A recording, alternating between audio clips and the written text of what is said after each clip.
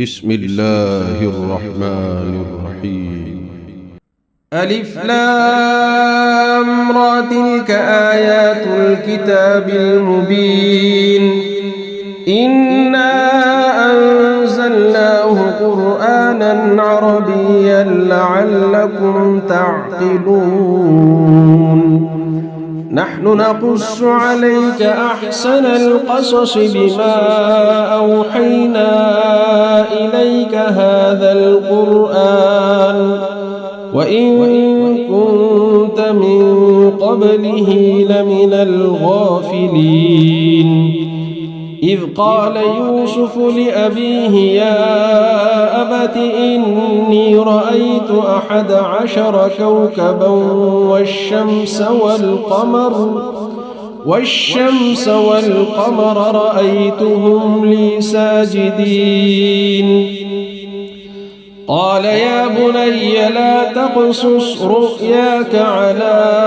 إخوتك فيكيدوا لك كيدا إن الشيطان للإنسان عدو مبين وكذلك يجتبيك ربك ويعلمك من تأويل الأحاديث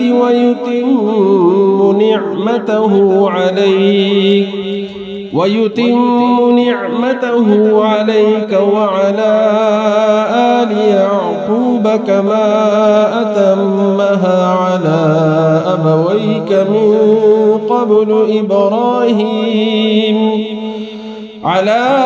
أبويك من قبل إبراهيم وإسحاق إن ربك عليم حكيم لقد كان في يوسف وإخوته آيات للسائلين إذ قالوا ليوسف وأخوه أحب إلى أبينا منا ونحن عصبة إن أبانا لفي ضلال مبين اقتلوا يوسف أو اطرحوه أرضا يخل لكم وجه أبيكم وتكونوا من بعده قوما صالحين قال قائل منهم لا تقتلوا يوسف وألقوه في غيابة الجب يلتقطه بعض السيارة إن كنتم فاعلين قالوا يا أبانا ما لك لا تأمنا على يوسف وإنا له لناصحون أرسله معنا غدا يرتع ويلعب وإنا له لحافظون قال إني ليحزنني أن تذهبوا به وأخاف أن يأكله الذئب وأنتم عنه غافلون قالوا لئن أكله الذئب ونحن عصبة إنا إذا لخاسرون فلما ذهبوا به وأجمعوا أن يجعلوه في غيابة الجب وأوحينا إليه لتنبئنهم بأمرهم هذا وهم لا يشعرون وجاءوا أباهم عشاء يبكون قالوا يا أبانا إنا ذهبنا نستبق وتركنا يوسف عند متاعنا فأكله الذئب وما أنت بمؤمن لنا ولو كنا صادقين وجاءوا على قميصه بدم كذب قال بل سولت لكم أنفسكم أمرا فصبر جميل والله المستعان على ما تصفون. وجاءت سيارة فأرسلوا واردهم فأدلى دلوه قال يا بشرى هذا غلام وأسروه بضاعة والله عليم بما يعملون. وشروه بثمن بخس دراهم معدودة وكانوا فيه من الزاهدين. وقال الذي اشتراه من مصر لامرأته أكرمي مثواه عسى أن ينفعنا أو نتخذه ولدا وكذلك مكنا ليوسف في الأرض ولنعلمه من تأويل الأحاديث والله غالب على أمره ولكن أكثر الناس لا يعلمون. ولما بلغ أشده آتيناه حكما وعلما وكذلك نجزي المحسنين. وراودته التي هو في بيتها عن نفسه وغلقت الأبواب وقالت هيت لك قال معاذ الله إنه ربي أحسن مثواي إنه لا يفلح الظالمون.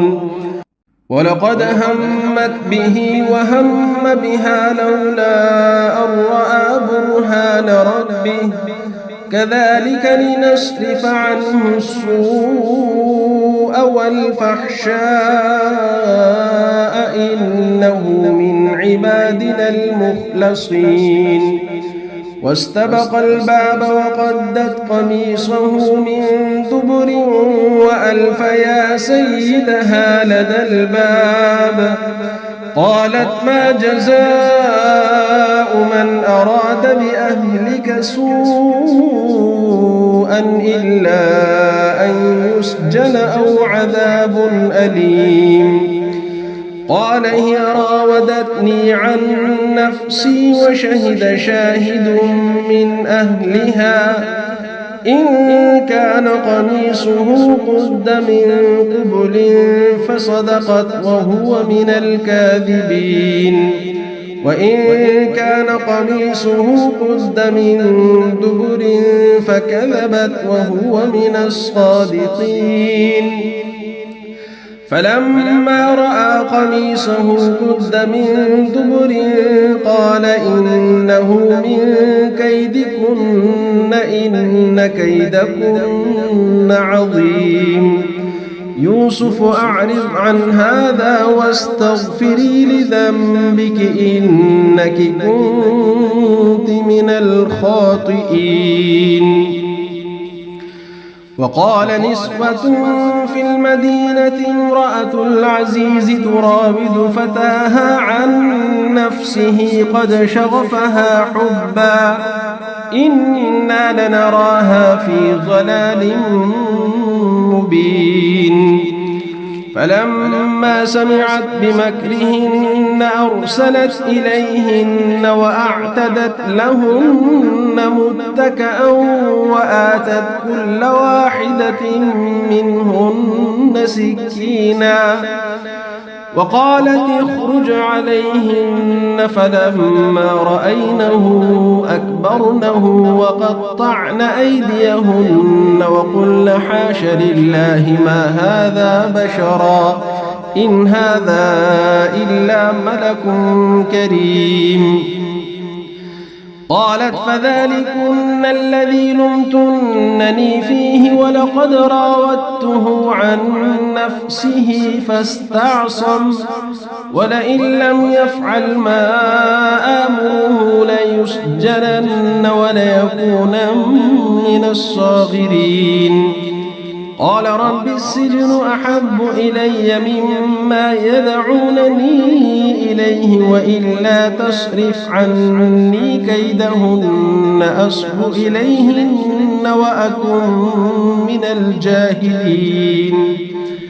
فاستجاب له ربه فصرف عنه كيدهن إنه هو السميع العليم ثم بدا لهم من بعد ما رأوا الآيات ليسجننه حتى حين ودخل معه السجن فتيان قال أحدهما إني أراني أعصر خمرا وقال الآخر إني أراني أحمل فوق رأسي خبزا تأكل الطير منه نبئنا بتأويله إنا نراك من المحسنين قال لا يأتيكما طعام ترزقانه إلا نبأتكما بتأويله قبل أن يأتيكما ذلكما مما علمني ربي إني تركت ملة قوم لا يؤمنون بالله وهم بالآخرة هم كافرون واتبعت ملة آبائي إبراهيم وإسحاق ويعقوب ما كان لنا أن نشرك بالله من شيء ذلك من فضل الله علينا وعلى الناس ولكن أكثر الناس لا يشكرون يا صاحبي السجن أأرباب متفرقون خير أم الله الواحد القهار ما تعبدون من دونه إلا أسماء سميتموها أنتم وآباؤكم ما أنزل الله بها من سلطان إن الحكم إلا لله أمر ألا تعبدوا إلا إياه ذلك الدين القيم ولكن أكثر الناس لا يعلمون يا صاحبي السجن أما أحدكما فيسقي ربه خمرا وأما الآخر فيصلب فتأكل الطير من رأسه قضي الأمر الذي فيه تستفتيان وقال الذي ظن أنه ناج منه اذكرني عند ربك فأنساه الشيطان ذكر ربه فلبث في السجن 9 سنين وقال الملك إني أرى 7 بقرات سمان يأكلهن 7 عجاف و7 سنبلات خضر وأخر يابسات يا أيها الملأ أفتوني في رؤياي إن كنتم للرؤيا تعبرون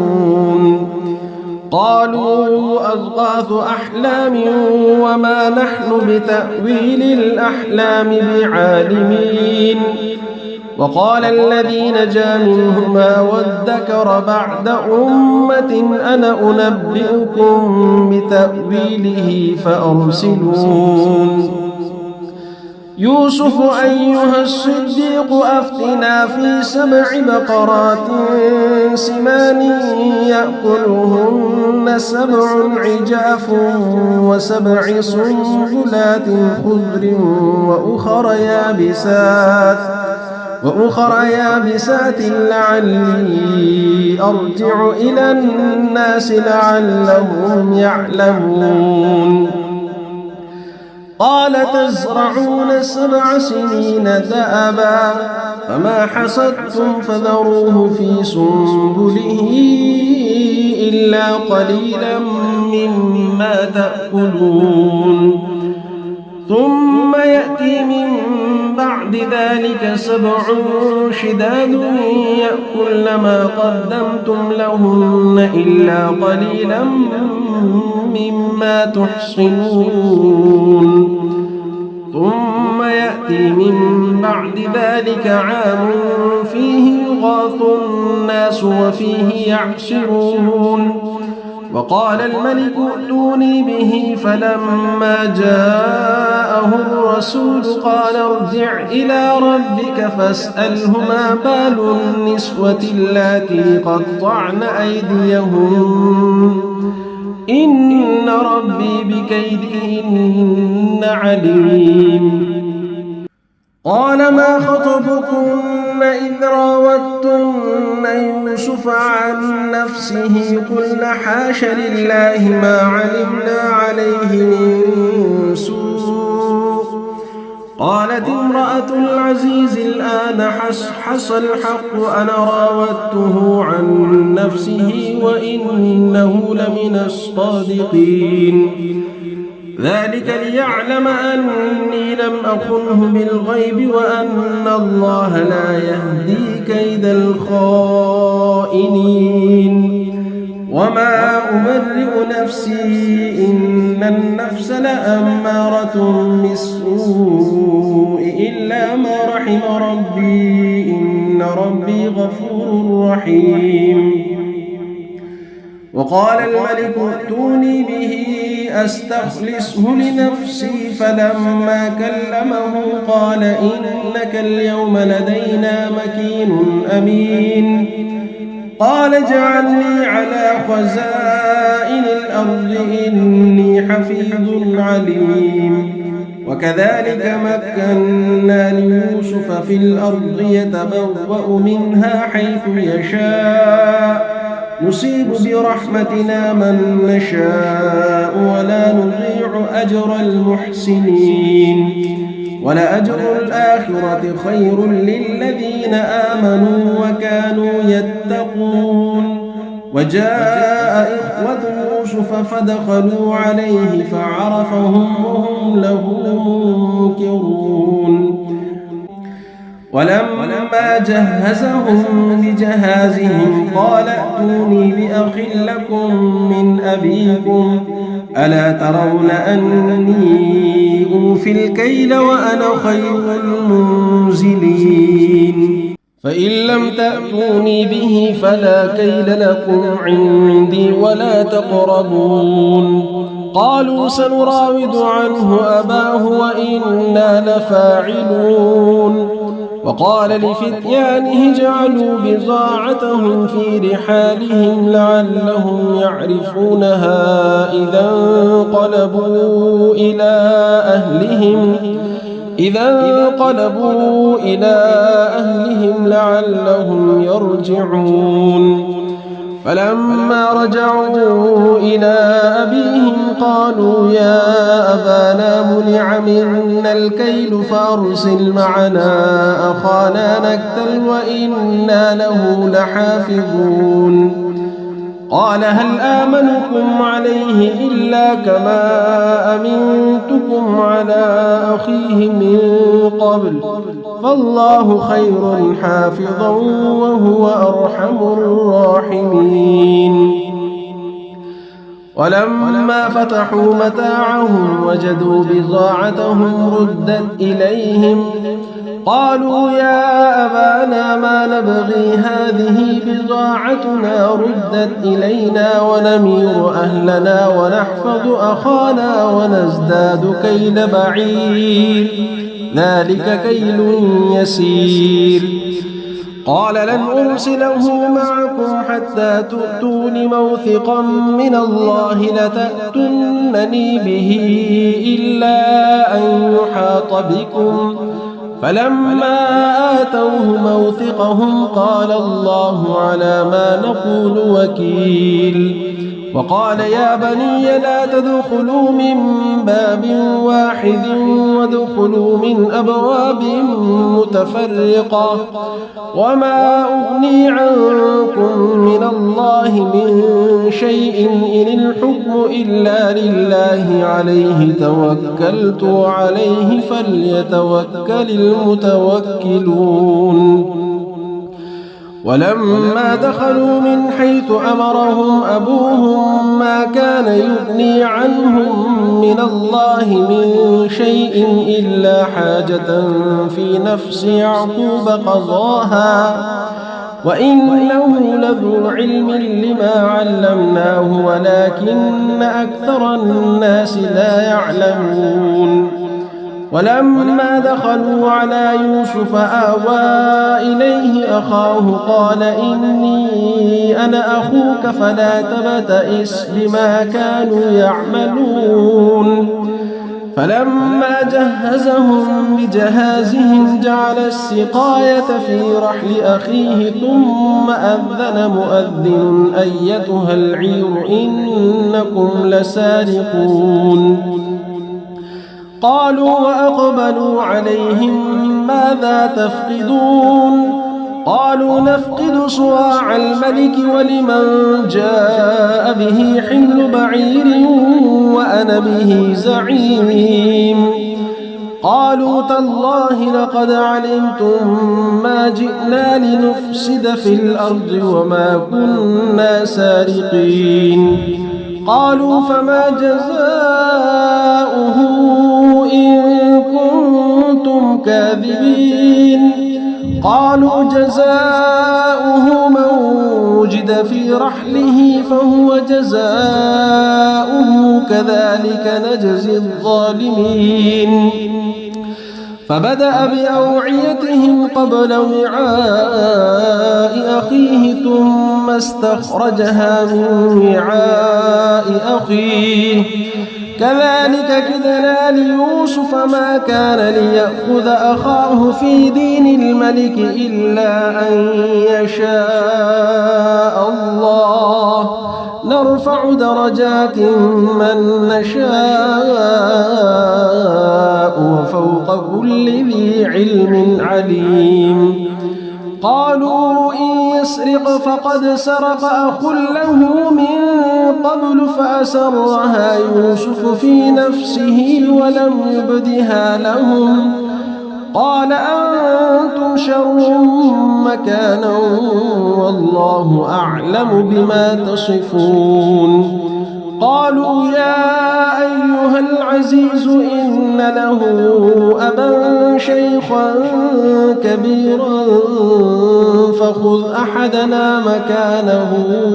إنا نراك من المحسنين. قال معاذ الله أن نأخذ إلا من وجدنا متاعنا عنده إنا إذا لظالمون. فلما استيئسوا منه خلصوا نجيا قال كبيرهم ألم تعلموا أن أباكم قد أخذ عليكم موثقا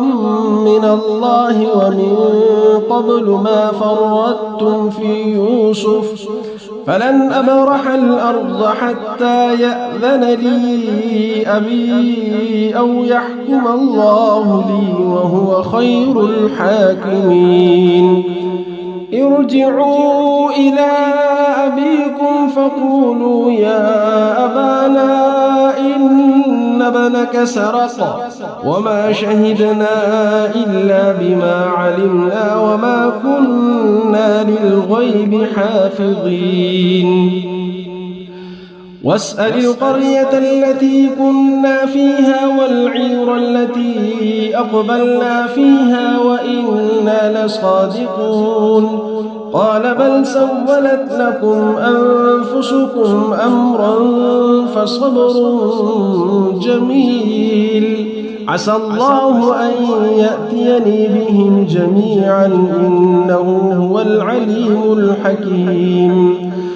وتولى عنهم وقال يا أسفا على يوسف وابيضت عيناه من الحزن فهو كظيم. قالوا تالله تفتأ تذكر يوسف حتى تكون حرضا أو تكون من الهالكين. قال إنما أشكو بثي وحزني إلى الله وأعلم من الله ما لا تعلمون. يا بني اذهبوا فتحسسوا من يوسف وأخيه ولا تيأسوا من روح الله إنه لا ييأس من روح الله إلا القوم الكافرون. فلما دخلوا عليه قالوا يا أيها العزيز مسنا وأهلنا الضر وجئنا ببضاعة مزجاة فأوف لنا الكيل وتصدق علينا إن الله يجزي المتصدقين. قال هل علمتم ما فعلتم بيوسف وأخيه إذ أنتم جاهلون؟ قالوا أئنك لأنت يوسف؟ قال أنا يوسف وهذا أخي قد من الله علينا إنه من يتق ويصبر فإن الله لا يضيع أجر المحسنين. قالوا تالله لقد آثرك الله علينا وإن كنا لخاطئين. قال لا تثريب عليكم اليوم يغفر الله لكم وهو أرحم الراحمين. اذهبوا بقميصي هذا فألقوه على وجه أبي يأت بصيرا وأتوني بأهلكم أجمعين. ولما فصلت العير قال أبوهم إني لأجد ريح يوسف لولا أن تفندون. قالوا تالله إنك لفي ضلالك القديم. فلما أن جاء البشير ألقاه على وجهه فارتد بصيرا قال ألم أقل لكم إني أعلم من الله ما لا تعلمون. قالوا يا أبانا استغفر لنا ذنوبنا إنا كنا خاطئين. قال سوف أستغفر لكم ربي إنه هو الغفور الرحيم. فلما دخلوا على يوسف آوى إليه أبويه وقال ادخلوا مصر إن شاء الله آمنين. ورفع أبويه على العرش وخروا له سجدا وقال يا أمت هذا تأويل رؤياي من قبل قد جعلها ربي حقا وقد أحسن بي إذ أخرجني من السجن وجاء بكم من البدو من بعد أن نزغ الشيطان بيني وبين إخوتي إن ربي لطيف لما يشاء إنه هو العليم الحكيم. رب قد آتيتني من الملك وعلمتني من تأويل الأحاديث فاطر السماوات والأرض أنت ولي في الدنيا والآخرة توفني مسلما وألحقني بالصالحين. ذلك من أنباء الغيب نوحيه إليك وما كنت لديهم إذ أجمعوا أمرهم وهم يمكرون وما أكثر الناس ولو حرصت بمؤمنين وما تسألهم عليه من أجر إن هو إلا ذكر للعالمين. وكأي من آية في السماوات والأرض يمرون عليها وهم عنها معرضون وما يؤمن أكثرهم بالله إلا وهم مشركون أفأمنوا أن تأتيهم غاشية من عذاب الله أو تأتيهم الساعة بغتة وهم لا يشعرون قل هذه سبيلي أدعو إلى الله على بصيرة أنا ومن اتبعني وسبحان الله وما أنا من المشركين وما أرسلنا من قبلك إلا رجالا نوحي إليهم من أهل القرى أفلم يسيروا في الأرض فينظروا كيف كان عاقبة الذين من قبلهم ولدار الآخرة خير للذين اتقوا أفلا تعقلون حتى إذا استيأس الرسل وظنوا أنهم قد كذبوا جاءهم نصرنا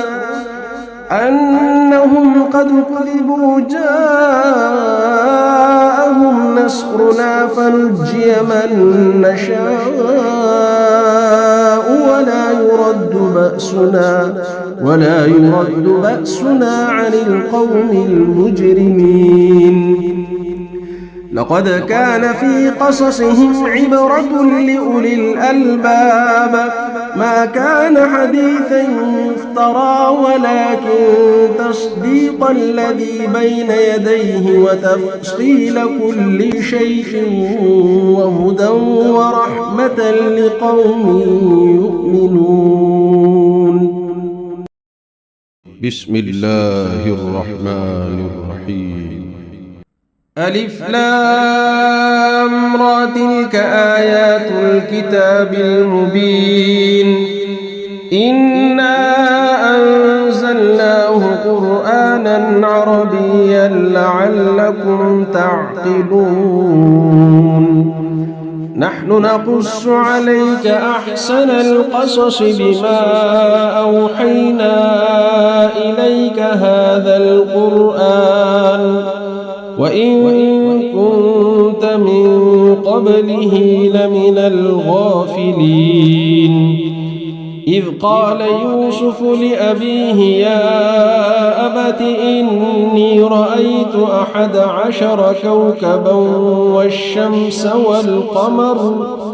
والشمس والقمر رأيتهم لي ساجدين قال يا بني لا تقصص رؤياك على إخوتك فيكيدوا لك كيدا إن الشيطان للإنسان عدو مبين وكذلك يجتبيك ربك ويعلمك من تأويل الأحاديث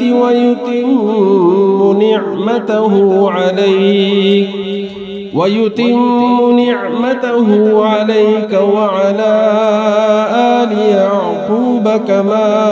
أتمها على أبويك من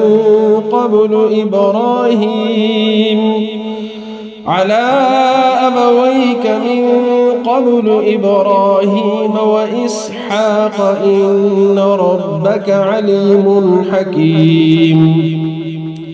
لقد كان في يوسف وإخوته آيات للسائلين إذ قالوا ليوسف وأخوه أحب إلى أبينا منا ونحن عصبة إن أبانا لفي ضلال مبين اقتلوا يوسف أو اطرحوه أرضا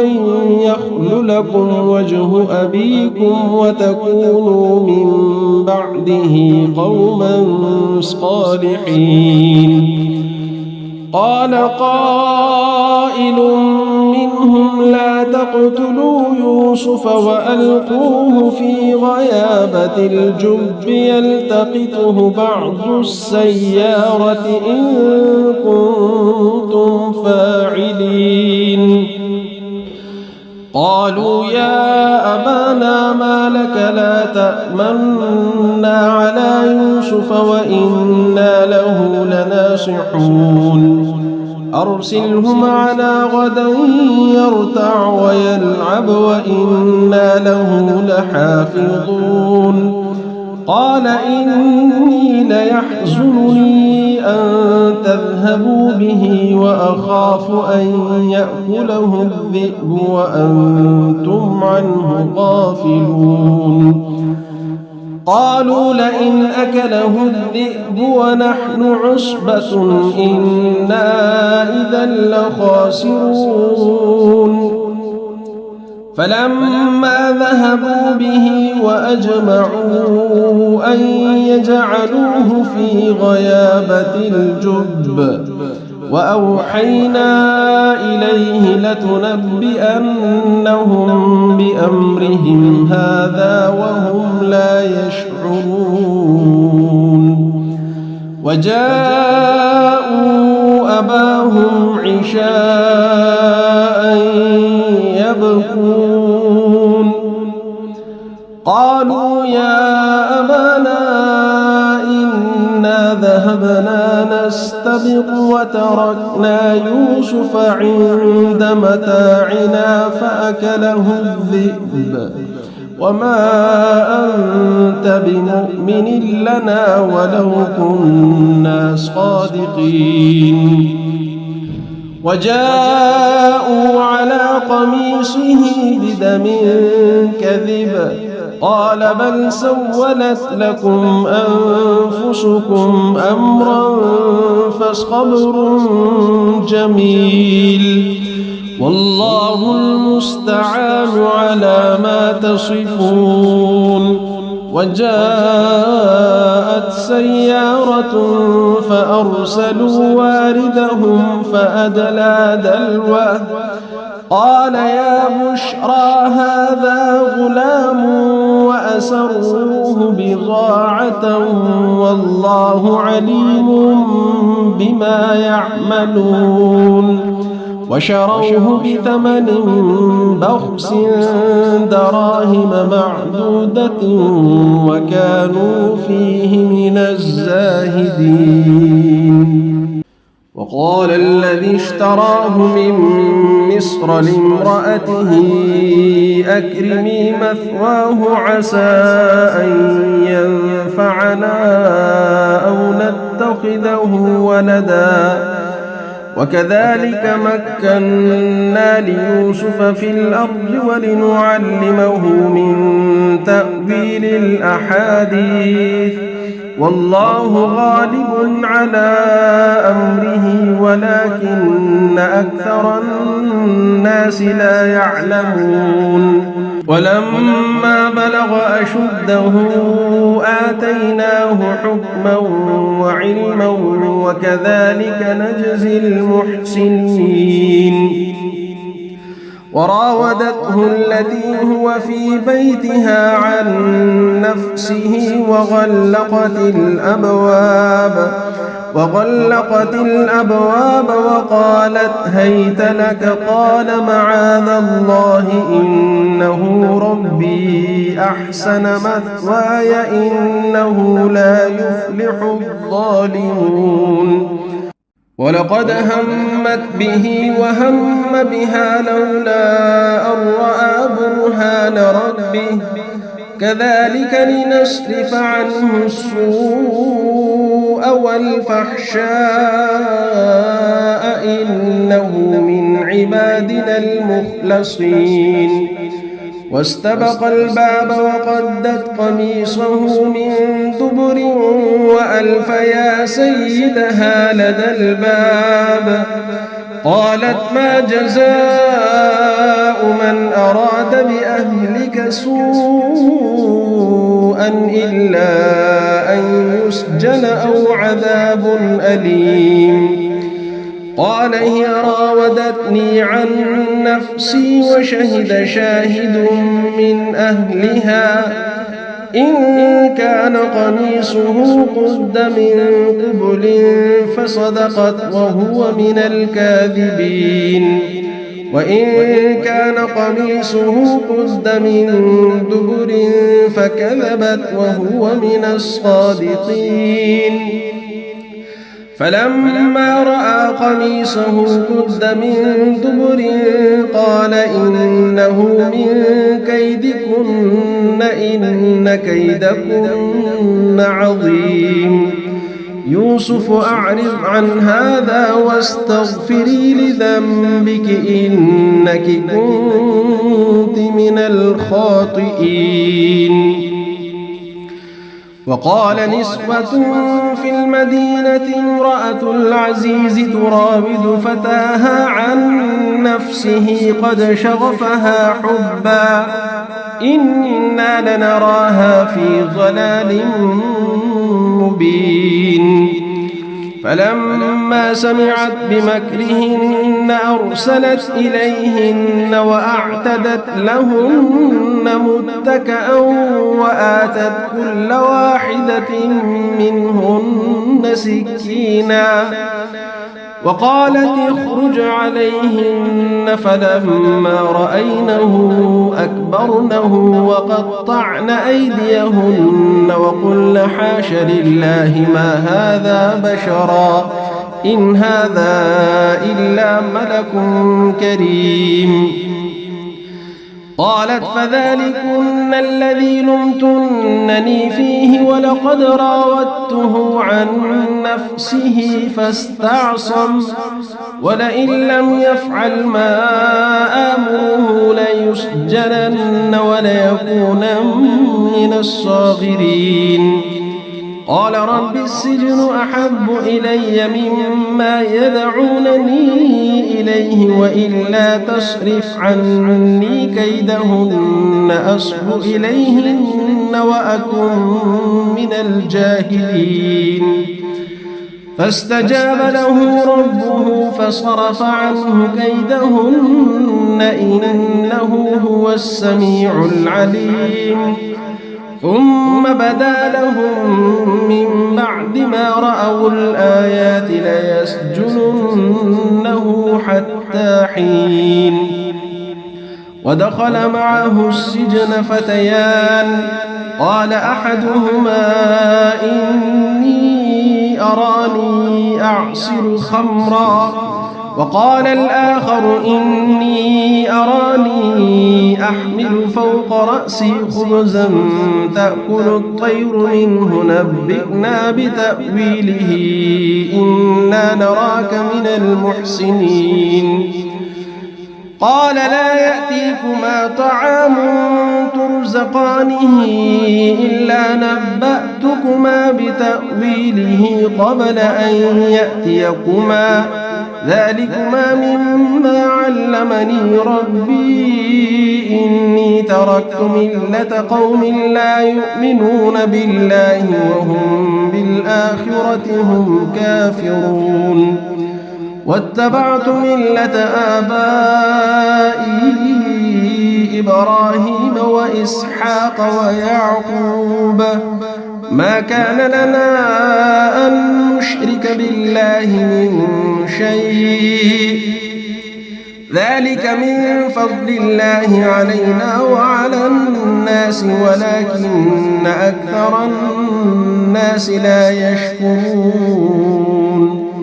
يا صاحبي السجن أأرباب متفرقون خير أم الله الواحد القهار ما تعبدون من دونه إلا أسماء سميتموها أنتم وآباؤكم ما أنزل الله بها من سلطان إن الحكم إلا لله أمر أن لا تعبدوا إلا إياه ذلك ذلك الدين القيم ولكن أكثر الناس لا يعلمون يا صاحبي السجن أما أحدكما فيسقي ربه خمرا وأما الآخر فيصلب فتأكل الطير من رأسه قضي الأمر الذي فيه تستفتيان وقال الذي ظن أنه ناج منهما اذكرني عند ربك فأنساه الشيطان ذكر ربه فلبث في السجن 9 سنين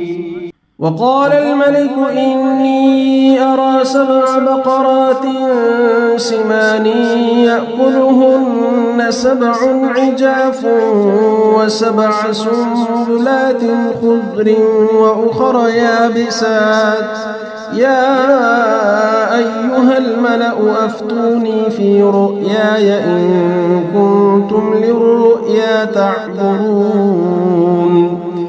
قالوا أضغاث أحلام وما نحن بتأويل الأحلام بعالمين وقال الذي نجا منهما وادكر بعد أمة أنا أنبئكم بتأويله فأرسلون يوسف أيها الصديق أفتنا في 7 بقرات سمان يأكلهن 7 عجاف و7 سنبلات خضر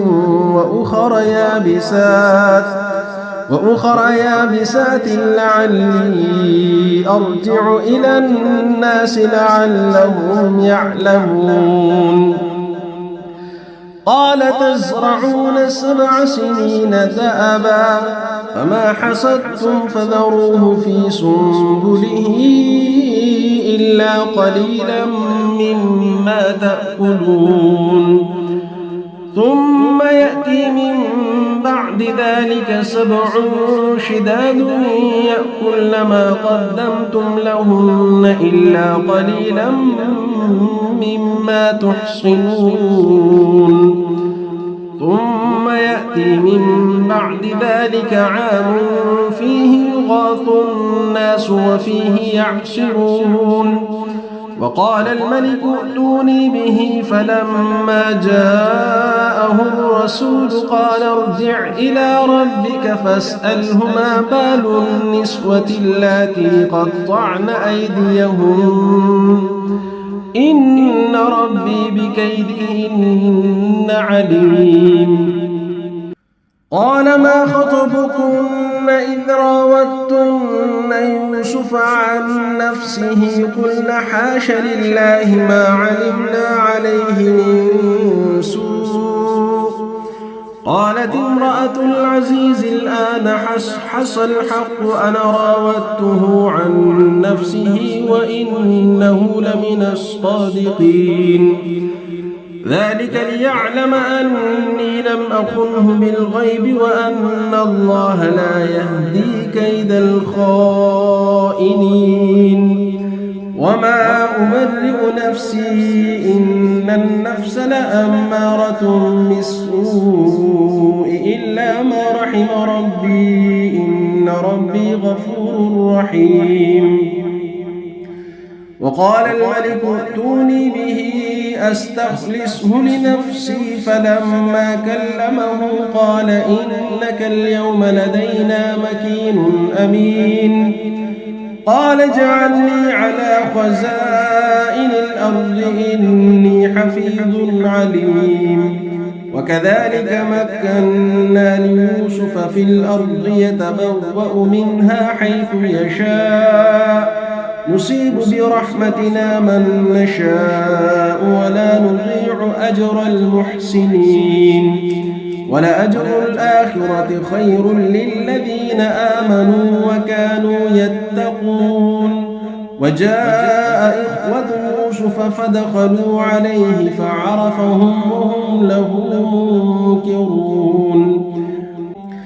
ولما جهزهم بجهازهم قال ائتوني بأخ لكم من أبيكم ألا ترون أني أوفي الكيل وأنا خير المنزلين فإن لم تأتوني به فلا كيل لكم عندي ولا تقربون قالوا سنراود عنه أباه وإنا لفاعلون وقال لفتيانه اجعلوا بضاعتهم في رحالهم لعلهم يعرفونها إذا انقلبوا إلى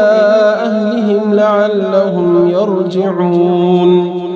فلما رجعوا إلى أبيهم قالوا يا أبانا منع منا الكيل فأرسل معنا أخانا نكتل وإنا له لحافظون قال هل آمنكم عليه إلا كما أمنتكم على أخيه من قبل فالله خير حافظا وهو أرحم الراحمين ولما فتحوا متاعهم وجدوا بضاعتهم ردت إليهم قالوا يا أبانا ما نبغي هذه بضاعتنا ردت إلينا ونمير أهلنا ونحفظ أخانا ونزداد كيل بعير ذلك كيل يسير قال لن أرسله معكم حتى تؤتون موثقا من الله لتأتونني به إلا أن يحاط بكم فلما آتوه موثقهم قال الله على ما نقول وكيل وقال يا بني لا تدخلوا من باب واحد وادخلوا من أبواب متفرقة وما أغني عنكم من الله من شيء إن الحكم إلا لله عليه توكلت وعليه فليتوكل المتوكلون ولما دخلوا من حيث أمرهم أبوهم ما كان يغني عنهم من الله من شيء إلا حاجة في نفس يعقوب قضاها وإنه لذو علم لما علمناه ولكن أكثر الناس لا يعلمون ولما دخلوا على يوسف آوى إليه أخاه قال إني أنا أخوك فلا تبتئس بما كانوا يعملون فلما جهزهم بجهازهم جعل السقاية في رحل أخيه ثم أذن مؤذن أيتها العير إنكم لسارقون قالوا وأقبلوا عليهم ماذا تفقدون قالوا نفقد صواع الملك ولمن جاء به حمل بعير وأنا به زعيم قالوا تالله لقد علمتم ما جئنا لنفسد في الأرض وما كنا سارقين قالوا فما جزاؤه إن كنتم كاذبين قالوا جزاؤه من وجد في رحله فهو جزاؤه كذلك نجزي الظالمين فبدأ بأوعيتهم قبل وعاء أخيه ثم استخرجها من وعاء أخيه كذلك كدنا ليوسف ما كان ليأخذ أخاه في دين الملك إلا أن يشاء الله نرفع درجات من نشاء وفوق كل ذي علم عليم قالوا إن يسرق فقد سرق أخ له من قبل فأسرها يوسف في نفسه ولم يبدها لهم قال أنتم شر مكانا والله أعلم بما تصفون. قالوا يا أيها العزيز إن له أبا شيخا كبيرا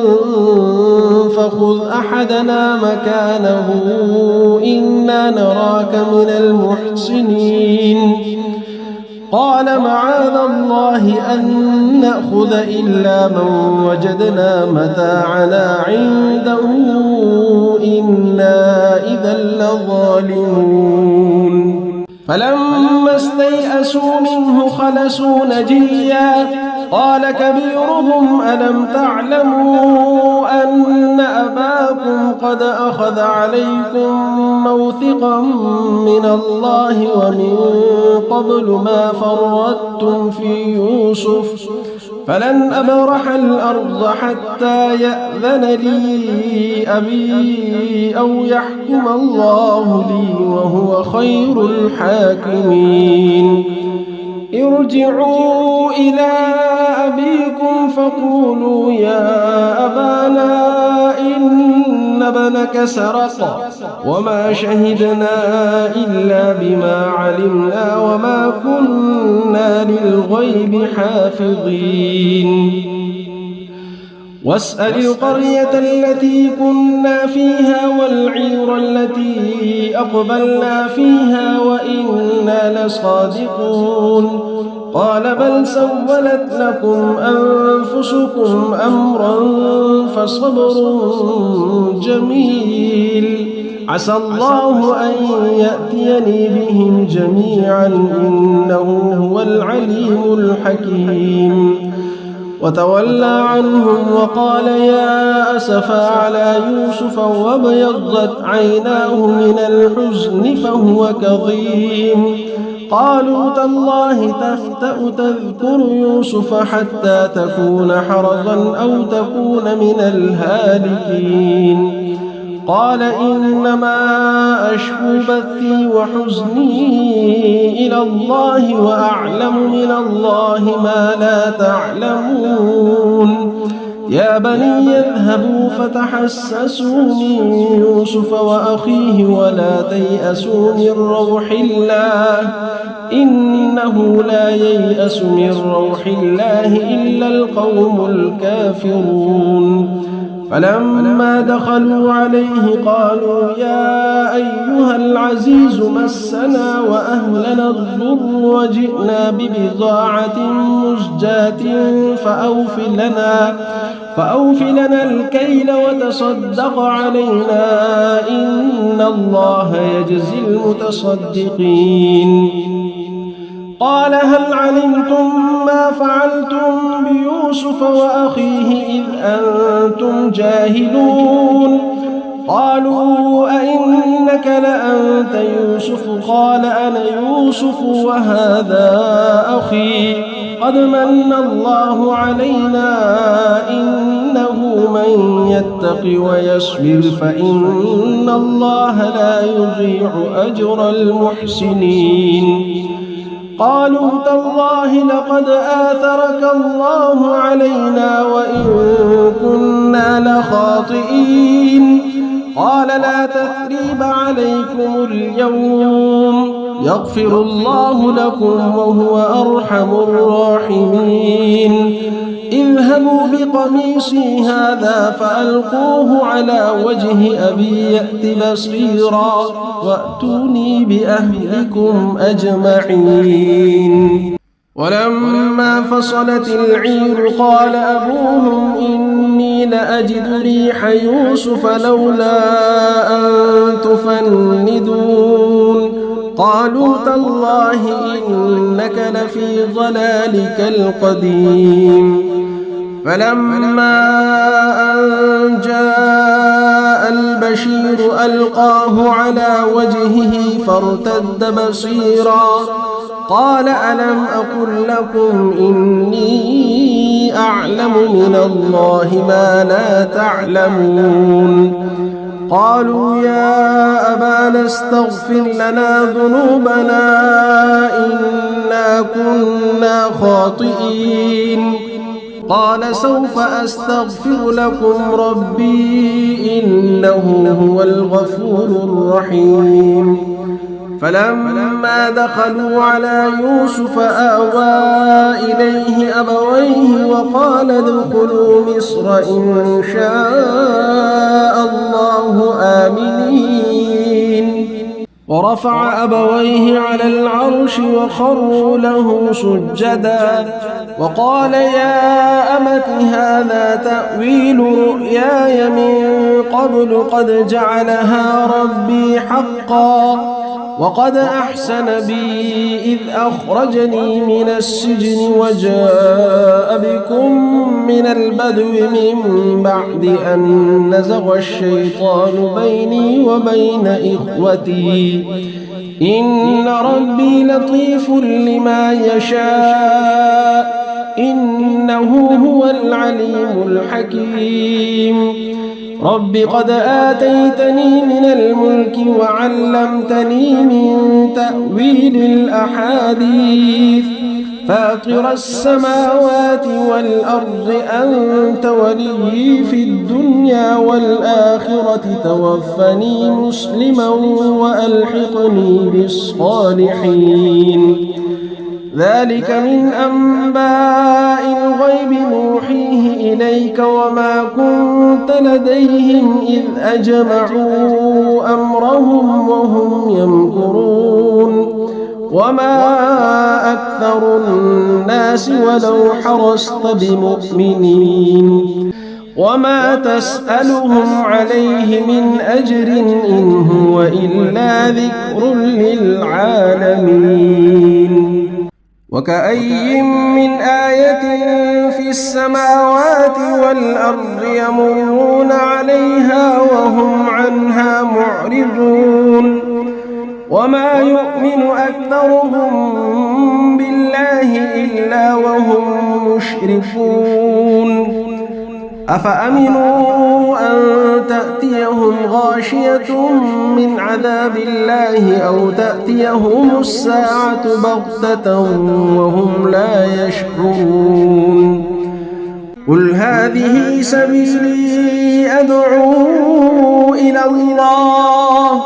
على بصيرة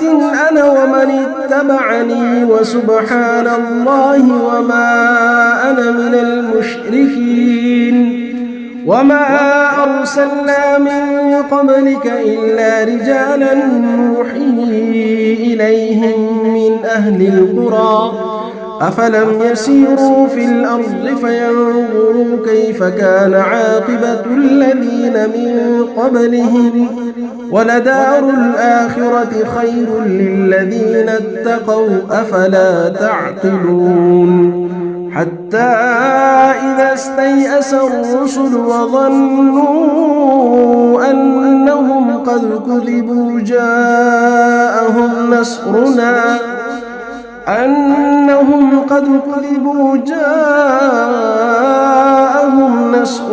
فنجي من نشاء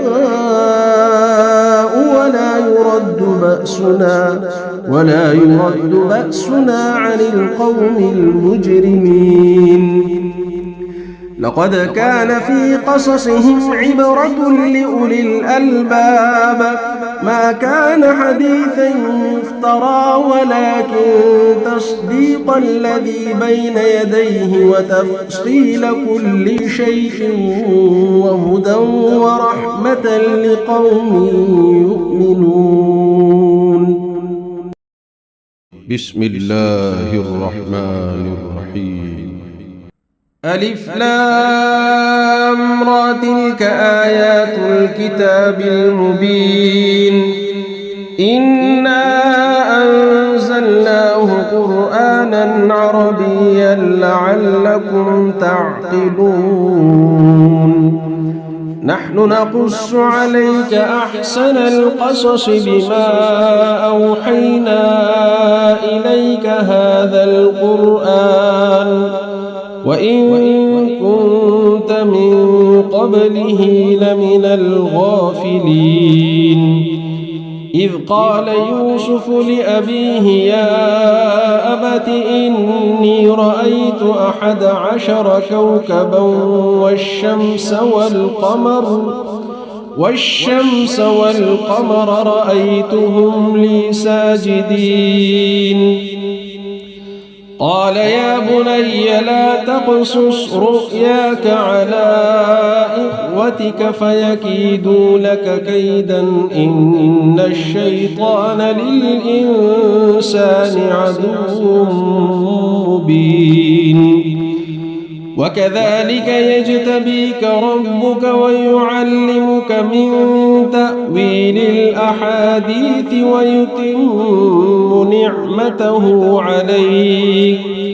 ويتم نعمته عليك وعلى آل يعقوب كما أتمها على أبويك من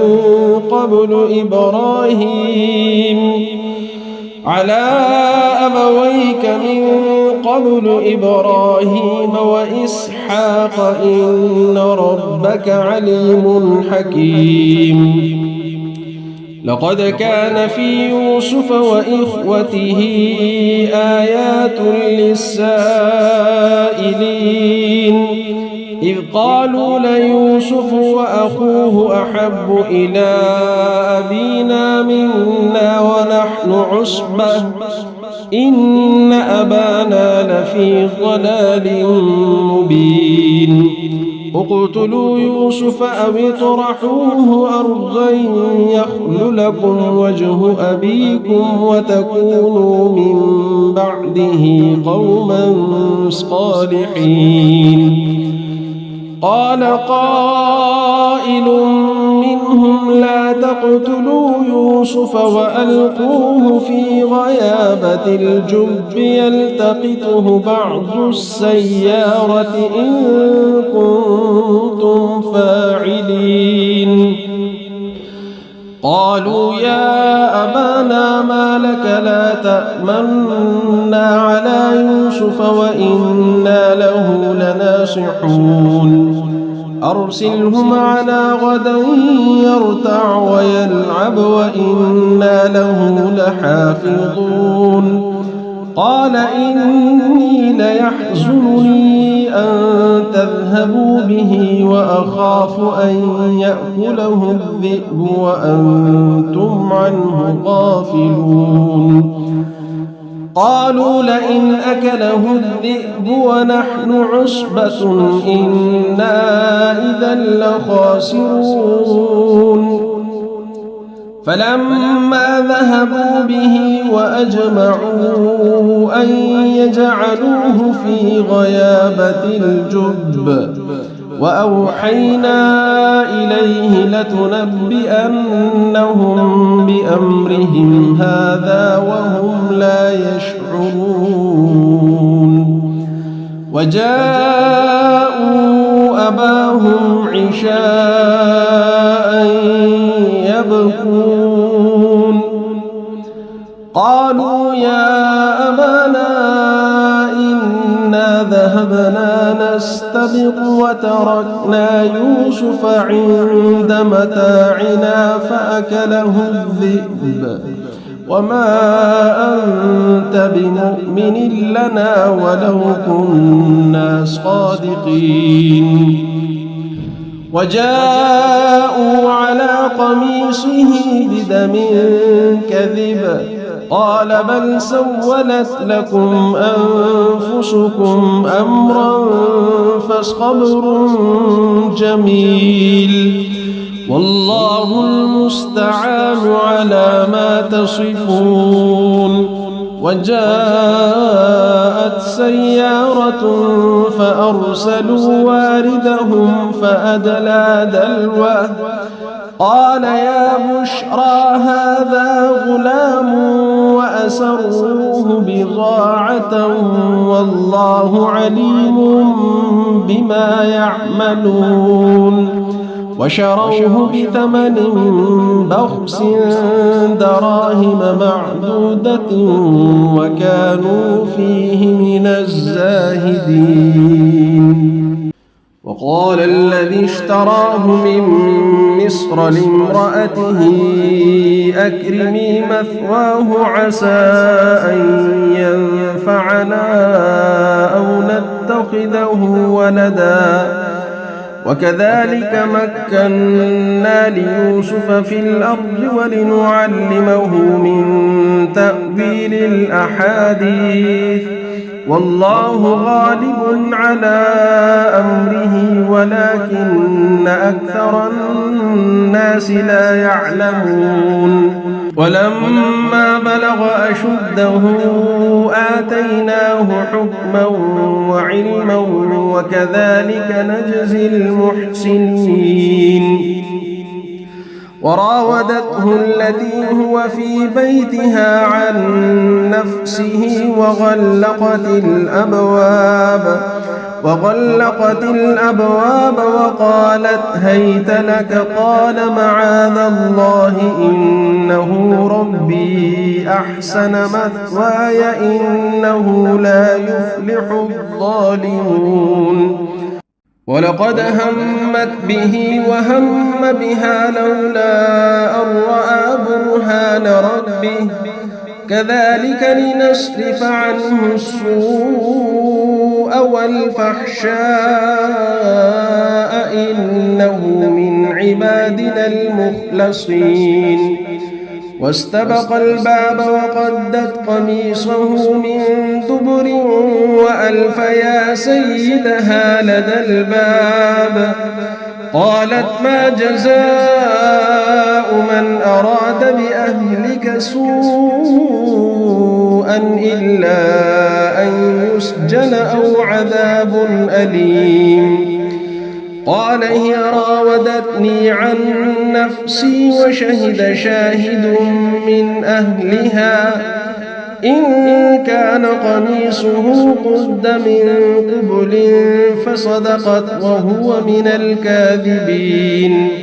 وإن كان قميصه قد من دبر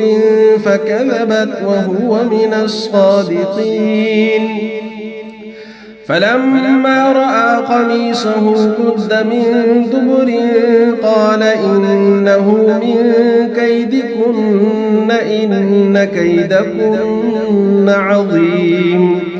يوسف أعرض عن هذا واستغفري لذنبك إنك كنت من الخاطئين وقال نسوة في المدينة امرأة العزيز تراود فتاها عن نفسه قد شغفها حبا إنا لنراها في ضلال مبين فلما سمعت بمكرهن أرسلت إليهن وأعتدت لهن متكأ وآتت كل واحدة منهن سكينا وقالت اخرج عليهن فلما رأينه أكبرنه وقطعن أيديهن وقلن حاش لله ما هذا بشرا إن هذا إلا ملك كريم قالت فذلكن الذي لمتنني فيه ولقد راودته عن نفسه فاستعصم ولئن لم يفعل ما آمره ليسجنن وليكونن من الصاغرين قال رب السجن أحب إلي مما يدعونني إليه وإلا تصرف عني كيدهن أصب إليهن وأكن من الجاهلين فاستجاب له ربه فصرف عنه كيدهن إنه هو السميع العليم ثم بدا لهم من بعد ما رأوا الآيات ليسجننه حتى حين ودخل معه السجن فتيان قال أحدهما إني أراني أعصر خمرا وقال الآخر إني أراني أحمل فوق رأسي خبزا تأكل الطير منه نبئنا بتأويله إنا نراك من المحسنين قال لا يأتيكما طعام ترزقانه إلا نبأتكما بتأويله قبل أن يأتيكما ذلكما مما علمني ربي إني تركت ملة قوم لا يؤمنون بالله وهم بالآخرة هم كافرون واتبعت ملة آبائي إبراهيم وإسحاق ويعقوب ما كان لنا أن نشرك بالله من شيء ذلك من فضل الله علينا وعلى الناس ولكن أكثر الناس لا يشكرون يا صاحبي السجن أأرباب متفرقون خير أم الله الواحد القهار ما تعبدون من دونه إلا أسماء سميتموها أنتم وآباؤكم ما أنزل الله بها من سلطان إن الحكم إلا لله أمر ألا تعبدوا إلا إياه ذلك الدين القيم ولكن أكثر الناس لا يعلمون يا صاحبي السجن أما أحدكما فيسقي ربه خمرا وأما الآخر فيصلب فتأكل الطير من رأسه قضي الأمر الذي فيه تستفتيان وقال الذي ظن أنه ناج منه اذكرني عند ربك فأنساه الشيطان ذكر ربه فلبث في السجن 9 سنين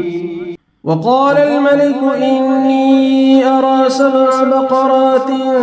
سمان يأكلهن 7 عجاف و7 سنبلات خضر وأخر يابسات يا أيها الملأ أفتوني في رؤياي إن كنتم للرؤيا تعبرون قالوا أضغاث أحلام وما نحن بتأويل الأحلام بعالمين وقال الذي نجا منهما وادكر بعد أمة أنا أنبئكم بتأويله فأرسلون يوسف أيها الصديق أفتنا في 7 بقرات سمان يأكلهن 7 عجاف و7 سنبلات خضر وأخر يابسات لعلي أرجع إلى الناس لعلهم يعلمون قال تزرعون 7 سنين دأبا فما حصدتم فذروه في سنبله إلا قليلا مما تأكلون ثم يأتي من بعد ذلك 7 شداد يأكلن ما قدمتم لهن إلا قليلا مما تحصنون ثم يأتي من بعد ذلك عام فيه يغاث الناس وفيه يعصرون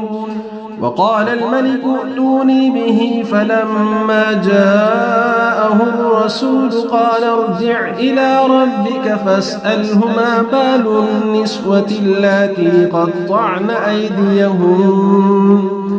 إن ربي بكيدهن عليم. قال ما خطبكن إذ راوتن يوسف عن نفسه قلن حاش لله ما علمنا عليه من سوء. قالت امرأة العزيز الآن حصحص الحق أنا راودته عن نفسه وإنه لمن الصادقين. ذلك ليعلم أني لم أخنه بالغيب وأن الله لا يهدي كيد الخائنين.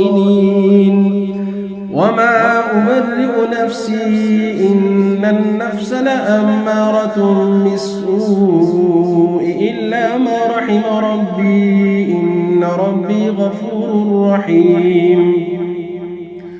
وقال الملك ائتوني به أستخلصه لنفسي فلما كلمه قال إنك اليوم لدينا مكين أمين. قال اجعلني على خزائن الأرض إني حفيظ عليم. وكذلك مكنا ليوسف في الأرض يتبوأ منها حيث يشاء نصيب برحمتنا من نشاء ولا نضيع أجر المحسنين. ولأجر الآخرة خير للذين آمنوا وكانوا يتقون. وجاء إخوة يوسف فدخلوا عليه فعرفهم وهم له منكرون. ولما جهزهم بجهازهم قال ائتوني بأخ لكم من أبيكم ألا ترون أني أوفي الكيل وأنا خير المنزلين. فإن لم تأتوني به فلا كيل لكم عندي ولا تقربون. قالوا سنراود عنه أباه وإنا لفاعلون. وقال لفتيانه اجعلوا بضاعتهم في رحالهم لعلهم يعرفونها إذا انقلبوا إلى أهلهم لعلهم يرجعون. فلما رجعوا إلى أبيهم قالوا يا أبانا منع منا الكيل فأرسل معنا أخانا نكتل وإنا له لحافظون.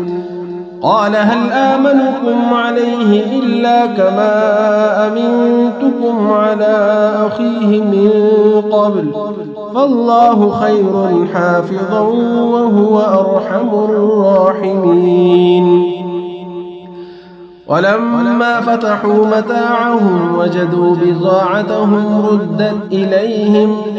قالوا يا أبانا ما نبغي هذه بضاعتنا ردت إلينا ونمير أهلنا ونحفظ أخانا ونزداد كيل بعير ذلك كيل يسير. قال لن أرسله معكم حتى تؤتون موثقا من الله لتأتونني به إلا أن يحاط بكم. فلما آتوه موثقهم قال الله على ما نقول وكيل. وقال يا بني لا تدخلوا من باب واحد وادخلوا من أبواب متفرقة وما أغني عنكم من الله من شيء إن الحكم إلا لله عليه توكلت وعليه فليتوكل المتوكلون. ولما دخلوا من حيث أمرهم أبوهم ما كان يغني عنهم من الله من شيء إلا حاجة في نفس يعقوب وإنه لذو علم لما علمناه ولكن أكثر الناس لا يعلمون ولما دخلوا على يوسف آوى إليه أخاه قال إني أنا أخوك فلا تبتئس بما كانوا يعملون فلما جهزهم بجهازهم جعل السقاية في رحل أخيه ثم أذن مؤذن أيتها العير إنكم لسارقون قالوا وأقبلوا عليهم ماذا تفقدون قالوا نفقد صواع الملك ولمن جاء به حمل بعير وأنا به زعيم قالوا تالله لقد علمتم ما جئنا لنفسد في الأرض وما كنا سارقين قالوا فما جزاؤه إن كنتم كاذبين قالوا جزاؤه من وجد في رحله فهو جزاؤه كذلك نجزي الظالمين فبدأ بأوعيتهم قبل وعاء أخيه ثم استخرجها من وعاء أخيه كذلك كدنا ليوسف ما كان ليأخذ أخاه في دين الملك إلا أن يشاء الله نرفع درجات من نشاء وفوق كل ذي علم عليم قالوا إن يسرق فقد سرق أخ له من قبل فأسرها يوسف في نفسه ولم يبدها لهم قال أنتم شر مكانا والله أعلم بما تصفون قالوا يا أيها العزيز إن له أبا شيخا كبيرا فخذ أحدنا مكانه إنا نراك من المحسنين قال معاذ الله أن نأخذ إلا من وجدنا متاعنا عنده إنا إذا لظالمون فلما استيئسوا منه خلصوا نجيا قال كبيرهم ألم تعلموا أن أباكم قد أخذ عليكم موثقا من الله ومن قبل ما فرطتم في يوسف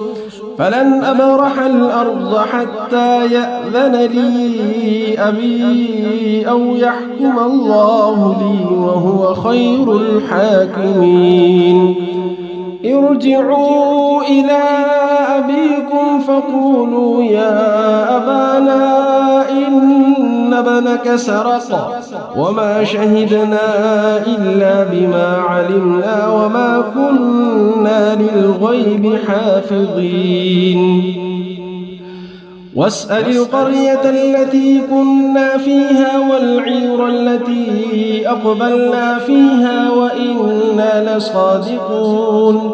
قال بل سولت لكم أنفسكم أمرا فصبر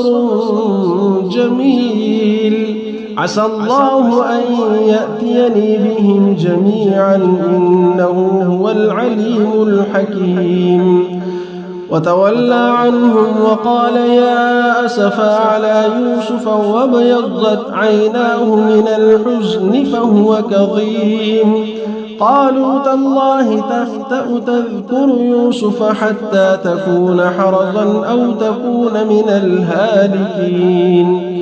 قال إنما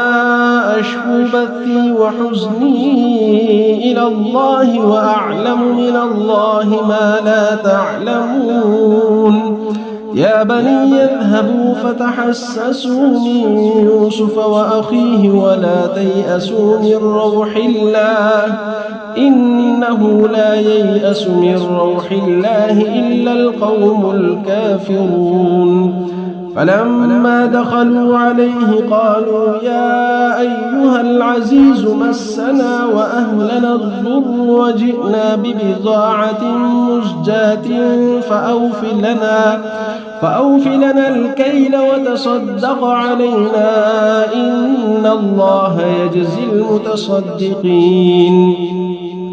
قال هل علمتم ما فعلتم بيوسف وأخيه إذ أنتم جاهلون؟ قالوا أئنك لأنت يوسف؟ قال أنا يوسف وهذا أخي قد من الله علينا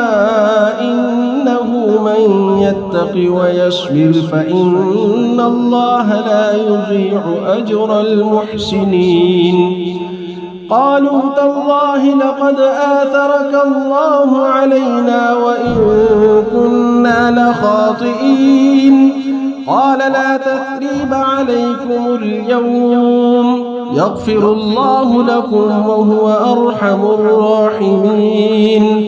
اذهبوا بقميصي هذا فألقوه على وجه أبي يأت بصيرا وأتوني بأهلكم أجمعين. ولما فصلت العير قال أبوهم إني لأجد ريح يوسف لولا أن تفندون. قالوا تالله إنك لفي ضلالك القديم.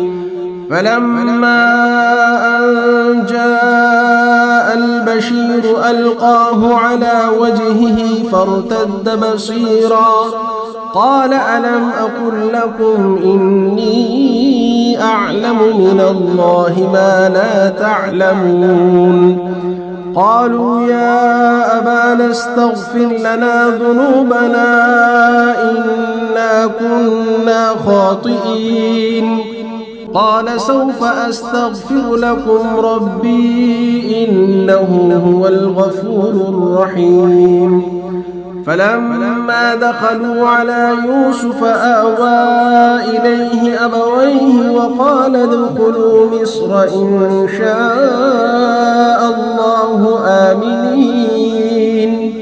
ورفع أبويه على العرش وخروا له سجدا وقال يا أمت هذا تأويل رؤياي من قبل قد جعلها ربي حقا وقد أحسن بي إذ أخرجني من السجن وجاء بكم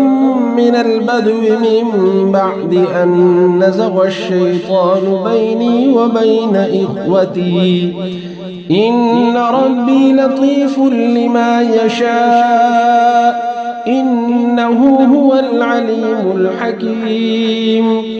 رب قد آتيتني من الملك وعلمتني من تأويل الأحاديث فاطر السماوات والأرض أنت ولي في الدنيا والآخرة توفني مسلما وألحقني بالصالحين.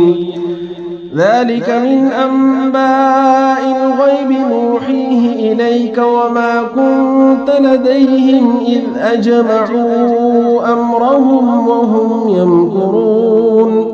وما أكثر الناس ولو حرصت بمؤمنين وما تسألهم عليه من أجر إن هو إلا ذكر للعالمين. وكأي من آية في السماوات والأرض يمرون عليها وهم عنها معرضون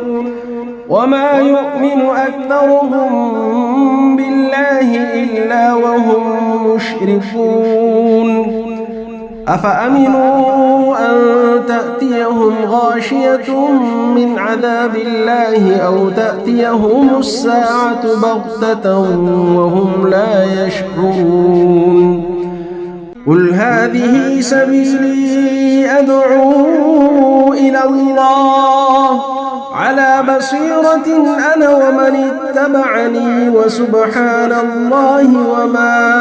أنا من المشركين. وما أرسلنا من قبلك إلا رجالا نوحي إليهم من أهل القرى أفلم يسيروا في الأرض فينظروا كيف كان عاقبة الذين من قبلهم ولدار الآخرة خير للذين اتقوا أفلا تعقلون حتى إذا استيأس الرسل وظنوا أنهم قد كذبوا جاءهم